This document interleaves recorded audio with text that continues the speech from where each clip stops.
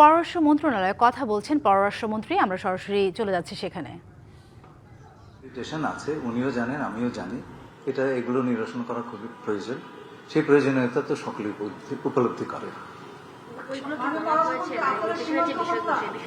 বললাম যে কূটনৈতিক রীতি অনুযায়ী এটা ছিল সৌজন্য সাক্ষাৎকার। তার সঙ্গে আমাদের এবং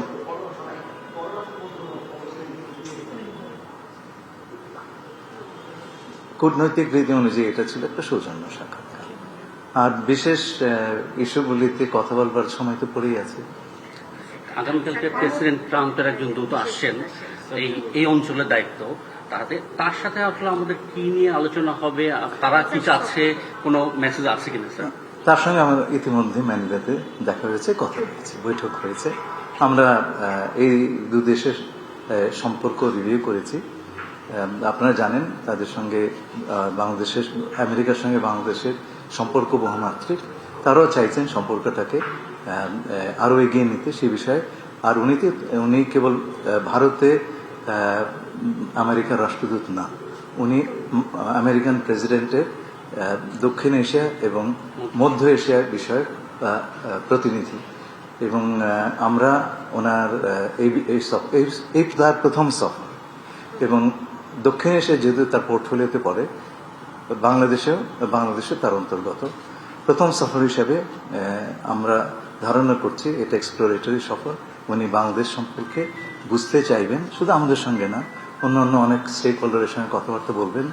তার আমাদের রোহিঙ্গা সমস্যাটা সম্পর্কে উনি অবগত আছেন। সকল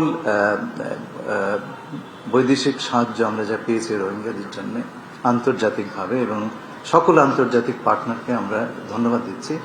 বাংলা কিউআর যেখানে নগদ পেমেন্ট সেখানে। সারা দেশে 10 লাখেরও বেশি মার্চেন্টে নগদে পেমেন্ট করুন খুব সহজে।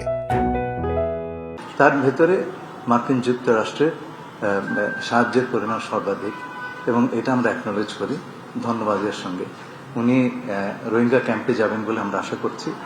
তো উনি পারস্পরিক সম্পর্কের সকল প্রধান দিক বুঝবার চেষ্টা করবেন।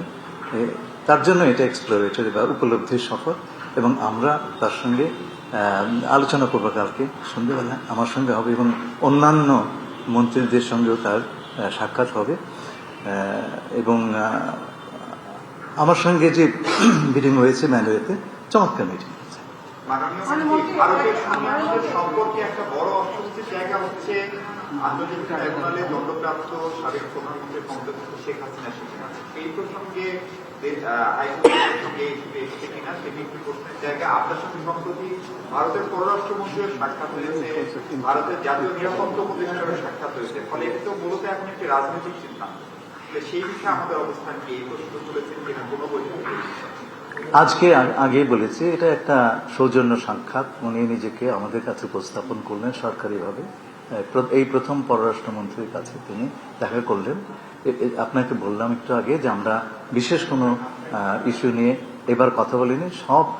এই আমাদের মধ্যে যা বিষয়গুলো আছে আগামী দিনগুলি সব নিয়েই তো আমরা আলোচনা করব। অজিত দোভাল সাহেবের সঙ্গে আমার ম্যানিলাতে দেখা হয়নি। জয়শঙ্কর সাহেবের সঙ্গে আমার দেখা হয়েছে, এবং সাধারণভাবে উনি জানেন যে মিস্টার ত্রিবেদীর সঙ্গে আমার বৈঠক আছে, এবং আমরা দুজনেই আশা প্রকাশ করেছি যে আগামী দিনগুলিতে আমাদের সম্পর্ক বৃদ্ধির ক্ষেত্রে দুপক্ষই কাজ করবে।